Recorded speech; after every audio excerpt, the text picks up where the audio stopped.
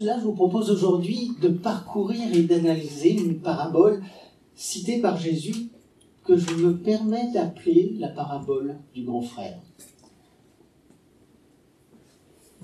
mais que vous connaissez mieux sous le nom de la parabole de l'enfant prodigue.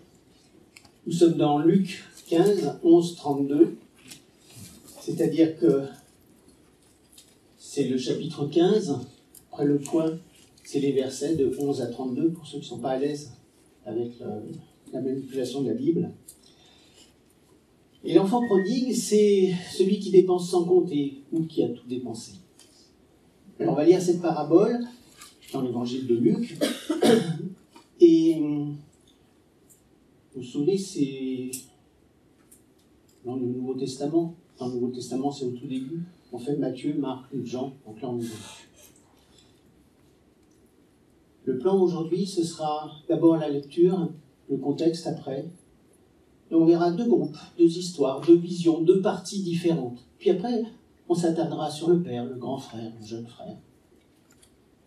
On se posera une question à laquelle on n'aura pas de réponse, je vous préviens tout de suite, mais peut-être qu'il nous permettra d'y réfléchir. Pourquoi les églises ne sont-elles pas plus remplies ?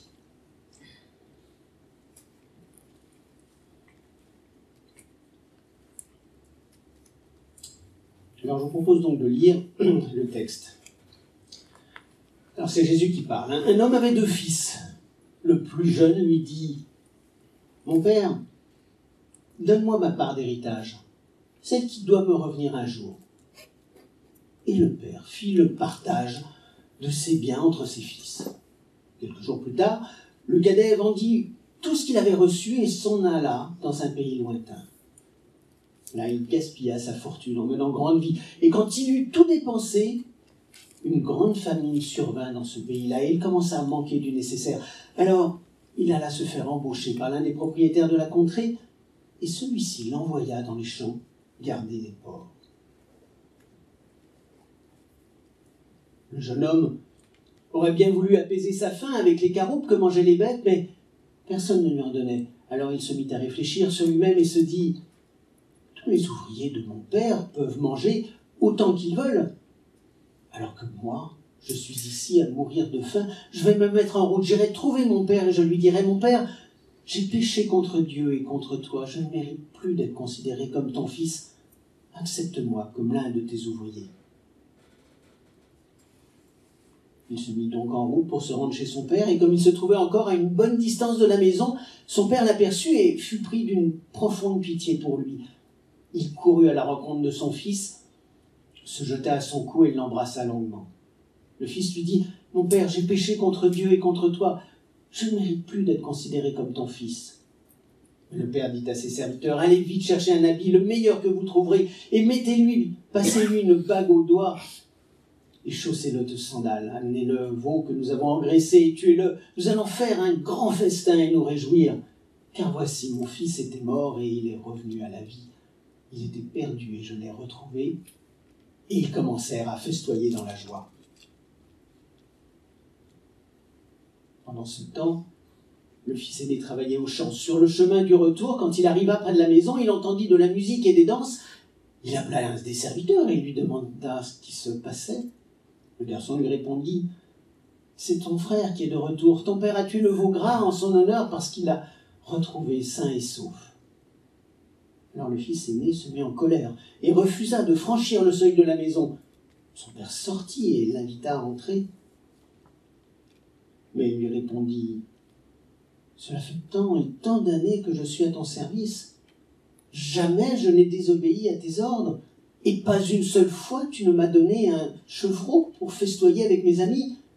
Et quand celui-là revient, ton fils qui a mangé ta fortune avec des prostituées, pour lui tu tues le veau gras. » « Mon enfant, lui dit le père, tu es constamment avec moi et tous mes biens sont à toi.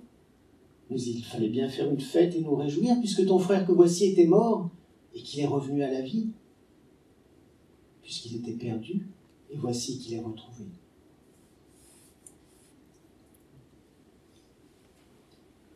Alors, ce qui concerne mes sources pour ce message, la Bible d'Études Semeur, qui me reste ma préférée, mais il y a des tas d'autres livres qui sont très bien, des tas d'autres Bibles qui sont très bien. Le livre de Timothy Keller, Le Dieu prodigue. Je vais beaucoup m'en inspirer ce matin, je vais aller dans le sens de ce livre.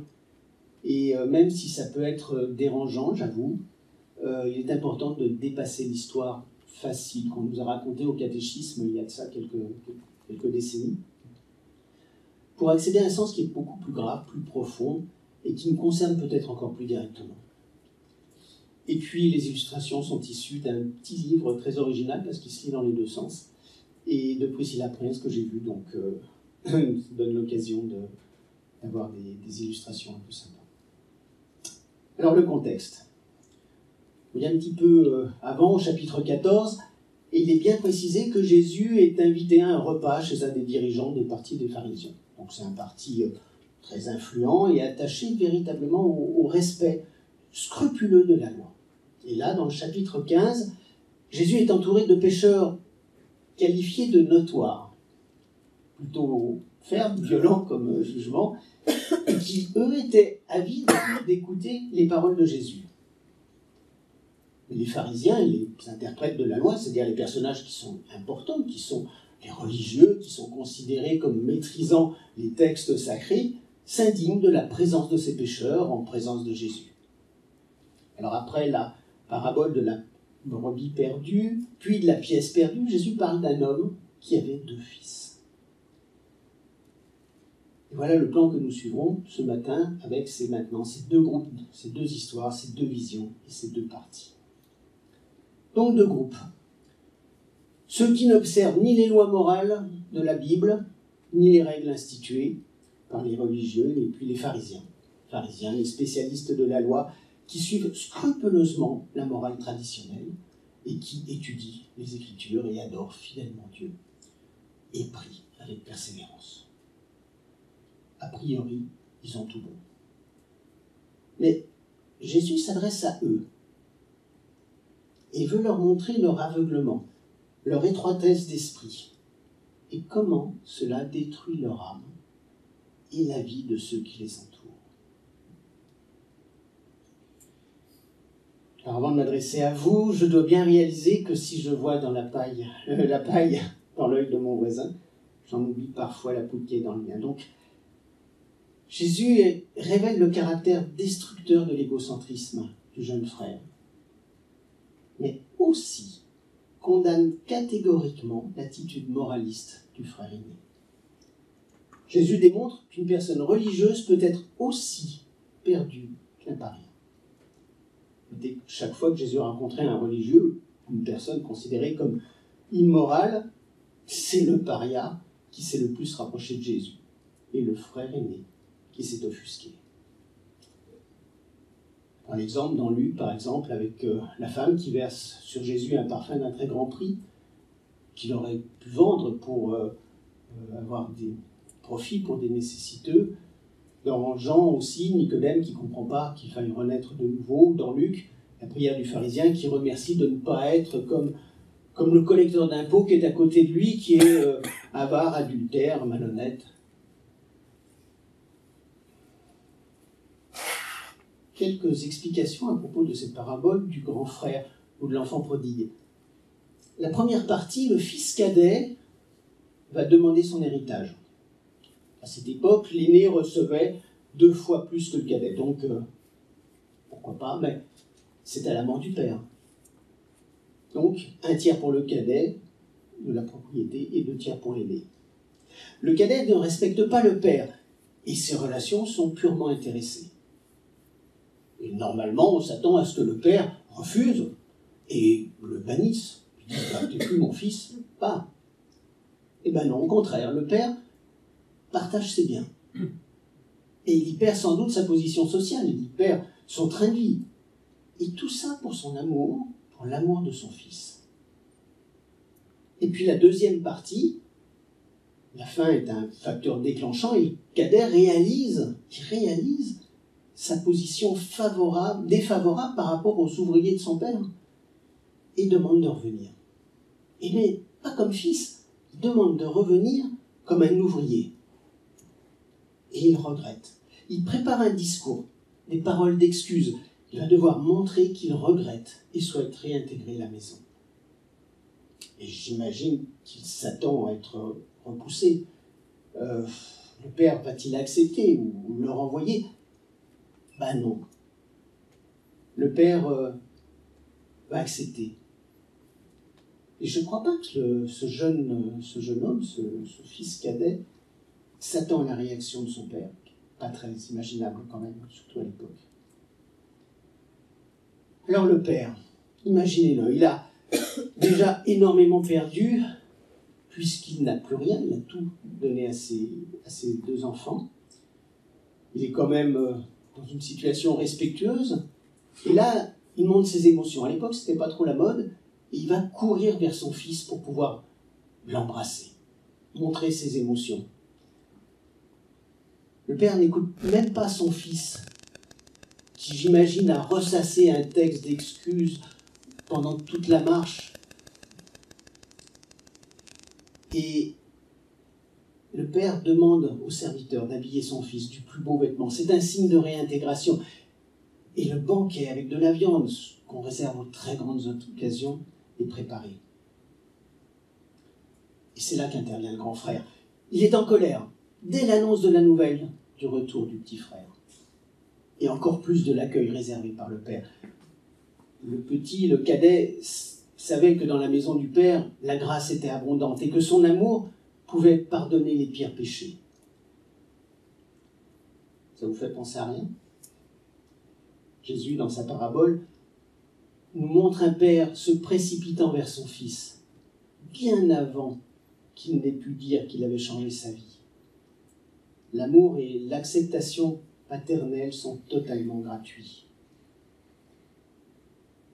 Le frère aîné refuse d'aller à la fête. Donc, en pratique, il se désolidarise de son père. Et pourtant, le père sort pour lui parler. Quelle humiliation, cette désobéissance, cette impolitesse. L'aîné refuse de rentrer et d'aller au banquet.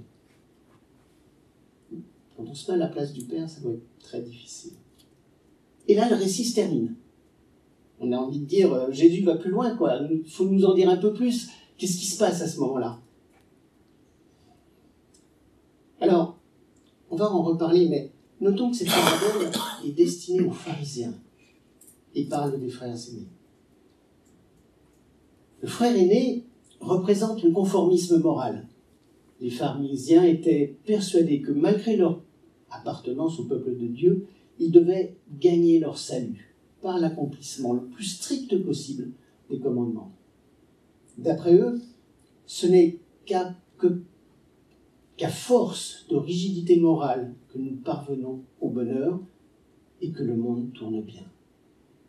Et nous serons jugés par notre sincérité et par la profondeur de notre regret. Nous devons nous montrer à la hauteur. Le jeune frère représente la voie du développement personnel. Les individus restent libres et vont accomplir leur objectif personnel, chercher leur propre épanouissement, indépendamment des coutumes et conventions.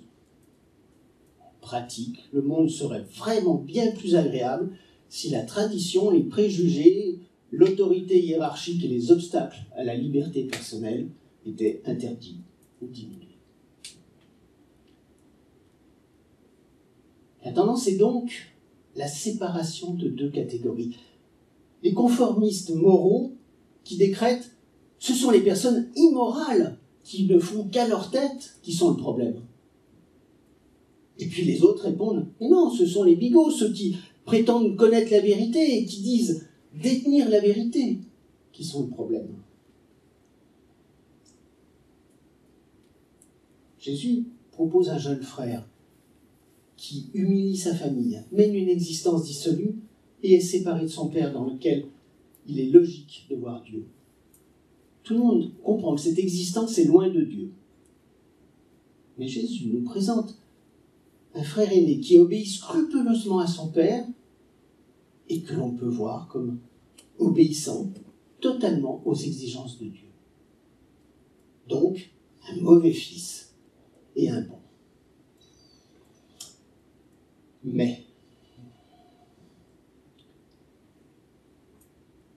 deux sont séparés du Père. Et le Père est obligé de sortir pour inviter chacun d'eux à partager son amour. Il n'y a pas qu'un seul fils perdu dans cette parabole, mais deux. Le frère aîné reste éloigné du Père et de son amour, et c'est le mauvais fils qui prend part au festin.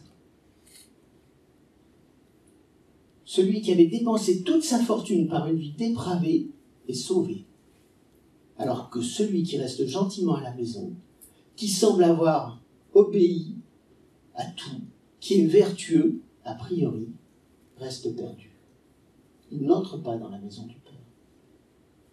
N'oublions pas que Jésus s'adresse aux pharisiens, qui pensent que parce qu'ils appliquent scrupuleusement la loi et respectent les commandements, sont exemplaires et appréciés de Dieu. Mais pourquoi le frère aîné, qui n'a jamais désobéi, n'entre-t-il pas dans la maison du Père? Pourtant, il est vertueux. Eh bien, c'est peut-être justement à cause de cette vertu, car son moteur n'est pas l'amour, mais l'orgueil. Ce ne sont pas ses méfaits, ses révoltes qui l'empêchent de participer au festin. C'est ça, ce qu'il considère être sa justice. Le plus jeune fils veut profiter de sa vie, prendre soi-même les décisions et dépense sa richesse comme il l'entend. Il défie les conventions. Le fils aîné est aigri contre son père, mais reste là, à la maison, sans désobéir. Mais n'est-ce pas aussi une façon de contrôler le père en lui disant « Puisque je suis obéissant et soumis, maintenant tu dois agir comme je le souhaite. Pourquoi ce festin? Pourquoi accueillir le petit frère dans ces conditions? C'est sa volonté. » Aucun des deux fils n'accepte de se soumettre à l'autorité paternelle. Chacun désire imposer sa conduite au père. Chacun se rebelle, l'un en partant et en faisant ce qui est mal, l'autre en restant, en montrant une vie exemplaire, mais tous deux sont loin du cœur du Père. Tous deux sont perdus. Aucun n'aime le Père. Ils l'apprécient juste pour atteindre leurs objectifs égocentriques. Cela veut dire que, d'après Timothy Keller dans ce livre, on peut se révolter contre le Seigneur et être éloigné de lui en transgressant ses lois, mais aussi en les respectant scrupuleusement. Et nous sommes capables d'observer toutes les lois morales pour éviter d'avoir recours à Jésus comme sauveur. Alors, on peut estimer avoir des droits sur le Seigneur. Dans ce cas, le Seigneur doit exaucer nos prières, faire notre volonté, et non la sienne, et nous donner un accès indiscutable au salut. Et dans ce cas, ça veut dire que le Sauveur est inutile. Ça veut dire que nous nous sauvons nous-mêmes. On n'a plus besoin de la grâce de Dieu. Et c'est l'attitude du frère aîné, qui estime que l'utilisation du veau gras et de l'agneau dépend de lui, et non pas du Père. Les deux frères ont la même motivation et le même but. Ils se servent du Père de façon différente, mais pour obtenir la même chose, ce qui leur tient vraiment à cœur, les biens et la richesse, mais pas l'amour paternel. Et à la fin de la parabole, quand le frère aîné a l'occasion de faire plaisir à son père en participant au festin, son refus montre bien que ce n'est pas le bonheur du père qu'il souhaite. Il montre juste sa résistance au père, sa désobéissance et son égocentrisme. Imaginons que nous soyons un frère aîné et que nous passions par une épreuve particulièrement importante. Le risque est que nous considérions que nous n'avons pas mérité ce qui nous arrive. Nous avons fait de réels efforts pour plaire à Dieu et être le plus proche possible de ce que l'on estime être un homme intègre et droit qui révère Dieu et évite de faire le mal, comme il écrit au début du livre de Job. Le risque est d'être furieux contre nous-mêmes, avec un sentiment majeur de culpabilité, avec les extrêmes. Je te hais, ou je meurs. La difficulté des frères aînés à endurer la souffrance est due au fait que leur respect des règles morales est motivé par l'obtention du résultat. Si leur comportement est correct, ce n'est pas par amour pour le bien, mais par désir de contrôler l'environnement. Leur bonté est intéressée. Ils basent leur image de soi sur leurs efforts acharnés, sur leur moralité, leur appartenance à une élite, leur raffinement, leur bon sens. Inutile de vous dire qu'on part vers un risque de discrimination, voire de racisme. Dans la parabole, l'aîné ne peut pas pardonner au plus jeune la façon dont il a porté atteinte au prestige familial et amputé leur fortune. Sa vie à la maison en travaillant pour la propriété familiale lui fait penser que jamais il n'aurait fait comme son petit frère. Il se laisse submerger par l'amertume. Comme il est difficile de pardonner à autrui quand on se sent supérieur à lui. Et si un frère aîné voit des personnes mentir, tromper leur conjoint, ne pas prier Dieu, il les regarde de haut. Et si c'est à eux qu'elles font du tort, ils ont l'impression que leur supériorité morale leur donne le droit de s'offusquer et de rappeler perpétuellement leurs failles aux fautifs. Il serait intéressant de savoir si ce fonctionnement est basé sur la peur plutôt que sur la joie ou l'amour.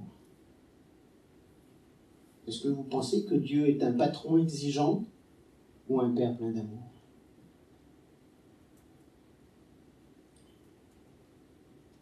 Et quand on contemple l'œuvre de Jésus-Christ en notre faveur, notre cœur est attiré vers lui. Nous prenons conscience de l'amour, de la grandeur, la consolation que nous avons cherchée ailleurs et qui se trouve devant nous.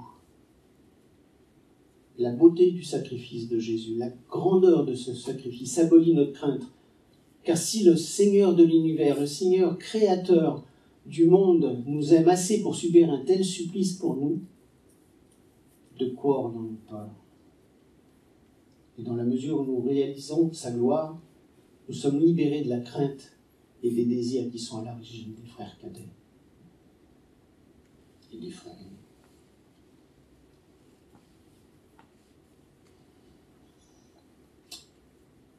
Quelle est l'incidence sur nos églises? Qui sommes-nous? Qui écoutait les enseignements de Jésus? L'enseignement de Jésus attirait les païens, tout en révoltant les religieux. Les religieux croyaient que, en suivant au mieux l'Ancien Testament, ou en tout cas les règles, les commandements de l'Ancien Testament, tout irait bien. Et le plus souvent, nos communautés sont très éloignées de la population de ces païens, de ces gens non recommandables. Les païens de l'époque, si on les ramenait à maintenant, ne fréquentent pas nos églises. Nous sommes plutôt bien-pensants, avec une certaine éthique, un minimum de morale, et plutôt à l'aise dans notre société. Les dépravés, les marginaux, qui n'ont ni tabou ni ce qu'on pourrait appeler une certaine morale, ne semblent pas fréquenter notre assemblée, nos assemblées. En tout cas, ils ne sont pas majoritaires. Alors, et là ça devient délicat, est-ce qu'on doit en penser que si nos prédications, nos études bibliques n'ont pas le même retentissement que le discours de Jésus, c'est que nous proclamons un message différent de celui de Jésus? Alors, si nos églises n'attirent pas beaucoup les jeunes frères,